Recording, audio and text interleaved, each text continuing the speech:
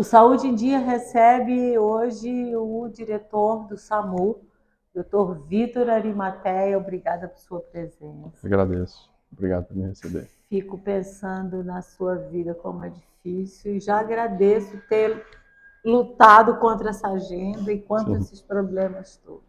Afinal, coordenar um SAMU não é fácil. A primeira pergunta, que não está muito no script, mas eu queria saber assim, o que é que você faz para a cabeça ficar minimamente saudável?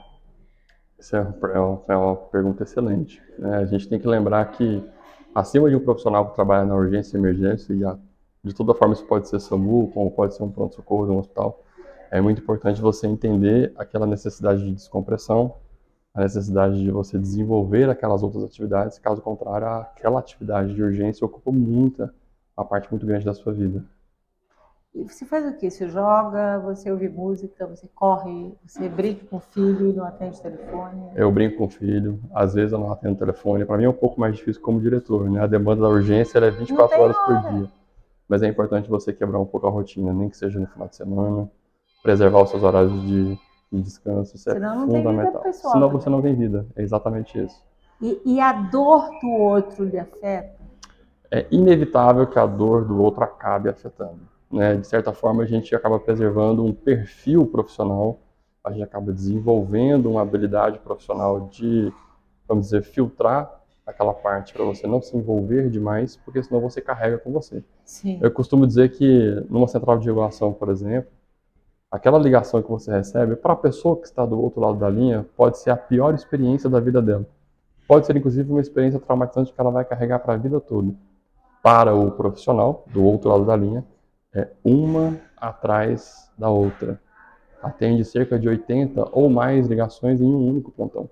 Então é importante você se distanciar até por uma questão de sobrevivência, até uma questão de equilíbrio emocional e Mas mental. manter o mesmo protocolo de atenção Exato, e de tentar orientar o exato. melhor possível. Aí o grande desafio de desenvolver esse profissional com habilidades que ultrapassam somente aquele conhecimento técnico. Quando se deve ligar para o 192? O 92, ele existe, acima de tudo, é bom a gente lembrar, o SAMU esse ano completa 20 anos. Estamos completando 20 anos de existência no Brasil. Importantíssimo. Importantíssimo, né? Um ano que a gente comemora, né? Comemoramos muito esse ano. Porque nós chegamos num momento onde uma necessidade gritante avassalava a realidade da população. A necessidade de ter algum tipo de recurso especializado, com viatura de suporte básico e avançado, para de fato intervir. Ou seja, estou atuando aí num indicador de saúde na urgência e emergência, fazendo não somente a estabilização na cena, como o transporte seguro e acolher aquele doente, aquele paciente, aquela vítima dentro do Sistema Único de Saúde na porta de emergência, né? Então eu estou aqui para intervir. Então, quando ligar para o 192, sempre quando você passar por alguma situação de urgência ou emergência, ou em caso de dúvida dentro desse contexto. É importante falar isso porque, tendo o médico regulador como uma figura de um técnico especialista ali no 192, ele é o profissional que, mesmo que não haja necessidade de encaminhar um recurso, pode acontecer, ele vai ter todo o know-how e expertise para te dar a melhor orientação. Talvez em casa alguém mesmo ajudar, Alguém mesmo ajudar. Ele vai perceber o quão grave é ou não. Exatamente. O que ele faz é uma análise de risco. Eu estive pessoalmente durante um dia inteiro na regulação, uma sala enorme, com muitas pessoas, muitos médicos atendendo. O telefone não para, e de tudo, de tudo. Inclusive acompanhamos a ambulância indo socorrer uma parada cardiorrespiratória. E, para nossa sorte, o doutor Mário recuperou a vida do quando o que é importante o outro lado saber? Por exemplo, quem está nos assistindo agora deve saber o quê? Porque a pessoa está muito nervosa. Sim, ela está muito nervosa. Ela precisa saber o que ela vai encontrar do outro lado da linha. Às vezes alguém já ligou 192, quem nunca ligou 192. A primeira pessoa que te atende, ele tem uma função de telefonista, ele é um auxiliar de regulação médica. A responsabilidade dele é exatamente entender onde você se encontra, qual é o seu endereço Se eu não souber o endereço, não tem como eu ir até você E dá alguma dica, e né? dar Olha, do alguma lado da informação. esquina tem uma padaria Perfeito. roxa. Exato. E ele vai minimamente identificar qual é o contexto daquela situação. Se é um acidente automobilístico, se é uma parada, se é um trauma. Ele vai falar brevemente, é um atendimento muito rápido e isso vai ser transferido para o médico regulador. Para isso, minimamente, é necessário manter um mínimo de calma, tranquilidade, falar as informações todas que forem perguntadas, seja pelo auxiliar, o telefonista, ou até pelo médico regulador. Ele vai fazer uma série de perguntas, ele segue um protocolo E para ele, eu isso. vejo que ele, eu vi que ele fala, senhora, se acalme um Isso, pouco. isso. E ao mesmo tempo, o tempo é contra, né? Joga contra. Exato, joga contra, exatamente. Não é um trabalho muito fácil, realmente. O que é que você, como médico, como hoje você não está mais na rua, né? Mas está acompanhando Sim, todos, todos os dias, sim. o que mais lhe chama atenção na na falta de senso do ser humano ou na afoiteza, na irresponsabilidade que gera uma morte ou causa a morte de terceiro e que você olha assim e fala, caramba, isso podia ter sido evitado. Realmente, a pauta do trauma, né? Dentro da urgência e emergência pré-hospitalar, especialmente o trauma, ocupa em torno de 20 a 25% das nossas demandas, né, hoje. E realmente é aquela demanda que você precisa chegar muito rápido até a vítima. A gente lida no contexto da doença chamada trauma hoje, aquela hora de ouro, né, aquela hora muito estratégica que você tem que chegar até a vítima. E ali você reconhece vários tipos de situação que poderiam ser, de fato, evitadas. Não é por outro motivo que hoje a gente comemora o Maio Amarelo todos os anos, né? A gente faz questão de divulgar isso na Secretaria de Saúde, faz questão de divulgar isso em parceria com o Detran, o SAMU, porque é em prol dessas medidas que você previne que aconteça um acidente. E isso faz toda a diferença. Um exemplo claro disso, por exemplo, quando a gente fala de paciente afogado, onde hoje a gente já sabe que estatisticamente é muito mais compensatório, eu trago muito mais resultados investindo na prevenção do que de fato tentando chegar o mais rápido à vítima. Hoje, quando eu chego até a vítima num trauma grave, muito provavelmente eu vou encontrar uma parcela dessas situações onde eu já não vou ter mais muito o que fazer. Apesar de ter todo um serviço encorpado, diversas viaturas, mais de 40 recursos investidos somente no DF e no SAMU, mas outros 25 especializados vão pegar no Corpo de Bombeiros, helicóptero, médicos, enfermeiros, técnicos, protocolos, uma central de regulação robusta como a nossa, mais de 900 servidores, todos investidos na missão de salvar o máximo de vidas possíveis. E eu consigo chegar muito mais rápido, às vezes, e ter um efeito no paciente clínico do que no traumático, que acomete justamente a população adulta jovem hoje, né? É a mais acometida, a maior taxa de E mortalidade. tanto no trauma, você falou na água, por exemplo, me parece que o álcool está sempre muito presente, né? Sim, o álcool está sempre presente. Aquelas mensagens estratégicas que a gente faz de divulgação, a gente sempre toca nesse assunto, né? A relação dos dois realmente ela é fatal, muitas vezes. Ainda existem muitos trotes. Existem muitos trotes no SAMU 192, sim. Um problema que acomete não somente o SAMU, acomete outras centrais de atendimento também, então Corpo de Bombeiros, enfim. O trote ele é muito prejudicial porque ele congestiona a linha de atendimento. Então você ligando o 192 pode passar por um tempo maior aguardando atendimento justamente porque eu estou atendendo um trote. E em última análise, então esse é o primeiro contato com a central, e em última análise, de fato, eu posso ter uma viatura de fato Sendo deslocando, de deslocada por fato um chegando no idiota local dele. Que eu e nunca identificando o entendi trote. o que é que ele pensa. Ah, vou enganar. Nunca entendi. Se é uma É, brincadeira, se é maluquice. As motos auxiliam bastante, né, por causa do trânsito, exato. e o quanto elas adiantam o socorro até a chegada da viatura. A moto ela é colocada dentro do contexto do SAMU de forma altamente estratégica. Por esse motivo que aqui no SAMU DF, por exemplo, a moto ela trabalha em dias de semana, de segunda a sexta, não inclui o final de semana, não inclui o plantão noturno. Por quê? Trânsito. Por conta do trânsito. Então ele é justamente um fator onde na matemática que eu faço para tentar chegar mais rápido até a vítima, eu estou falando obviamente de tempo-resposta, é o principal indicador de qualquer serviço de atendimento móvel de urgência. Ele consegue não somente chegar mais rápido até a vítima e identificar o que está acontecendo, Como eles sempre andam em duplas, então são duas motos sempre, uma parceira da outra, ela tem no baú da moto equipamentos que são complementares. Então eu tenho, por exemplo, um DEA, né, que é o desfibrilador, caso eu esteja passando por uma situação onde eu tenho Então, um o infarto, motociclista é ele já habilitado. chega com o equipamento e consegue fazer a cardioversão imediata. Além de uma série de medicamentos que ele já tem naquele baú, enquanto aguarda o deslocamento da viatura. Então, obviamente, eu preciso chegar mais rápido até a vítima, a moto faz todo sentido.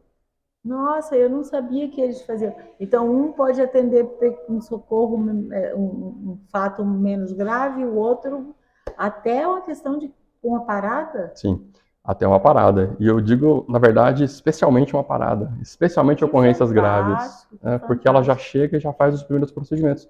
E numa parada cardiorrespiratória, tempo, a gente fala que tempo é músculo, né? Nossa, Tempo é vida. Então, quanto mais rápido eu chego até a vítima, e quando eu falo chegar mais rápido, o ideal é que eu chegasse com 5 minutos, identificado uma situação com uma parada cardiorrespiratória. Né? Mas, de fato, eles conseguem chegar mais rápido do que a viatura. doutor Vitor, quando a ambulância resgata o acidentado, a vítima, como é que escolhe o hospital? Entra em contato com o mais próximo, suponho eu. Não tem lugar, ou sempre terá para o SAMU? Essa é uma pergunta ótima, porque o problema, né, eu digo assim, a realidade da urgência e emergência, ela é um grande desafio logístico. Então eu tenho nessa figura, centrado nesse papel, o médico regulador. Então ele é a figura responsável não somente por te atender enquanto solicitante ou o próprio paciente entrando em contato, ele vai te dar orientações como médico, como técnico em urgência e emergência, vai encontrar qual que é o melhor recurso no leque de opções que ele tem à disposição para chegar até você, fazer o procedimento, a equipe chega no local, a equipe são nossos olhos, as nossas mãos, eles exercem todos os protocolos e fazem uma segunda regulação, entra em contato com o médico. E ali o médico, uma das suas telas é justamente a realidade imediata, em tempo real, de todas as portas do SUS de Brasília. Então ele vai identificar diante da situação que você está me apresentando, gravidade, qual que é a especialidade que eu preciso acionar, qual que é a unidade mais próxima, mas essa está contingenciada, qual que é a unidade mais próxima depois dessa. Eu tenho um centro cirúrgico bloqueado porque acabou de subir com um paciente, então eu vou para a terceira unidade. Então ele é que faz a gestão do fluxo desses pacientes na rede. Não só lidando com o contingenciamento, que é uma coisa que varia de forma muito dinâmica, como tentando equalizar, de certa forma, essa demanda, porque é uma demanda que precisa de intervenção imediata, tanto na PH quanto no hospital. E lidar com o fato de, muitas vezes, ele precisa com um cirurgião de tórax, mas o hospital tem vaga, tem tudo, mas não tem um cirurgião. Então, é um jogo... Sim, é um jogo altamente complexo, sim. É uma logística complexa, e o regulador está no centro disso. É ele que tem que fazer esse papel. Quer dizer, porque nós não estamos falando do York Hospital de Toronto, que o cara chega, eles abrem um tablet e falam a imagem aqui tem uma hérnia, uma costela quebrada. Nós estamos falando da realidade de Brasília. E da realidade do SAMU, que eu não sei hoje se já melhorou, mas quando vocês lidam com a deficiência também de material, por exemplo, o catéter quebrou, não tem catéter na ambulância, o improviso acontece. O improviso ele pode acontecer. A minha realidade realmente aqui no SAMU-DF, acredito que ela seja bem diferente do resto do país, né? Nós temos um abastecimento de insumos e materiais realmente de alta qualidade, mas a gente passa por problemas com troca de EPIs, que são equipamentos de proteção. O macacão é considerado um EPI, né? O macacão que eu estou utilizando aqui é considerado um equipamento de proteção individual e que de tempos em tempos nós encontramos dificuldades para substituir. E os servidores acabam passando por essa situação, né? E todo o equipamento, né, desde luvas ao óculos, a máscara, o coturno, tudo isso é um equipamento de proteção, por exemplo, necessário na ponta. Os equipamentos que eu utilizo com o paciente, igualmente. Então, eu passei numa época da pandemia, com alto déficit de ventiladores na rede toda, né? Isso também acometeu o SAMU. Naquela época, eu acabei conseguindo uma doação do Ministério da Saúde. Então, a gente acaba encontrando soluções e artifícios para contornar essa dificuldade, né? O helicóptero, ele é chamado para que situações? São acidentes em BR, em lugares de difícil acesso? O helicóptero, ele é uma unidade de suporte avançada aérea, né? Nós não temos unidade de suporte básico. Então, ele sempre é composto por equipe aqui no Distrito Federal de piloto, copiloto. Eu tenho o tripulante operacional, que é um militar do Corpo de Bombeiros altamente especializado nessa operação aeromédica. E ali eu tenho a equipe realmente de assistência. Eu tenho o médico e eu tenho o enfermeiro. Então, ele vai realmente para aquelas ocorrências onde você tem a necessidade de um suporte avançado. Que é gravíssimo, quando o caso é gravíssimo. Que geralmente é uma ocorrência de gravidade nível 1, né? Ocorrência severa, né? Alta gravidade. Mas ele não necessariamente atende somente a BR. Né? A grande vantagem do helicóptero é qual? Ele decola e ele voa em linha reta a 150 km por hora. O que significa isso? Que eu consigo chegar em qualquer ponto do Distrito Federal no máximo 15, 20 minutos. Então, ele é uma figura extremamente estratégica. Quantos nós temos em Brasília? Hoje nós temos aqui 2 helicópteros que atuam, né, no APH. Todos eles são vinculados ao Corpo de Bombeiros, onde o SAMU tem uma parceria já de mais de 10 anos, né? Então ali quase metade da escala médica é de médicos do SAMU, médicos do Corpo de Bombeiros, e é uma parceria extremamente bem sucedida, né, nesse tempo todo, ao longo de diversas missões aí ao longo desse tempo. O SAMU ou o governo fazem trabalhos para a melhoria ou a manutenção da saúde mental de toda essa equipe, que só na regulação são 900, e aí médicos e pilotos, etc.? Esse é um ponto nevrálgico. Nevrálgico, né? Tamanho é o impacto na saúde desse profissional, que ele é o profissional que hoje na Secretaria de Saúde acumula os maiores quadros de saúde mental, quase que comparado com a somatória de todas as unidades juntas. Então isso é realmente considerável. Motivo pelo qual nesse ano, em janeiro, a gente liderou uma campanha orientada, né, de saúde mental dentro com a medicina do trabalho, mais a SESDF, especificamente para o servidor do APH, servidor do SAMU. Tamanho é a necessidade desse profissional. Porque muitas vezes ele daqui para fora está mantendo calma e por dentro. Fora os problemas pessoais que ele carrega com ele, que a gente nem Fora que ele carrega com ele. E existe uma outra vertente para isso também. Porque trabalhando na linha de frente, você vê que ele não trabalha dentro de uma unidade hospitalar. Sim. Ele está ali no sol, na chuva. Sim. Ele faz uma demanda que não é somente técnica, mas ele faz uma demanda que também é física, uma demanda psicológica. Então, a gente costuma falar que existe um tempo de validade para esse profissional na linha de frente, como acontece em todo lugar. Assim acontece em serviços militares, do Corpo de Bombeiros, né? É muito comum quando você tem essa alta carga física aliada a essa carga psicológica e carga técnica, né? Então, a gente começa hoje já a despertar 20 anos de SAMU Brasil, alguns SAMUs 15 anos, o SAMU DF completa 18 anos esse mês, né? Estamos aí às vésperas do nosso aniversário. Então, esse é um amadurecimento que chegou com esse tempo.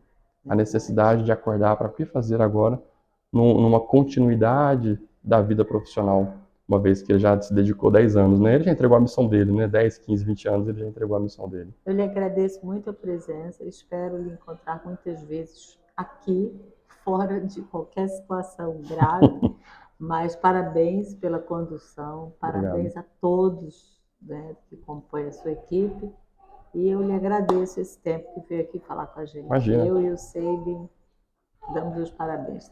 Estou a postos. Qualquer coisa, só ligar 192.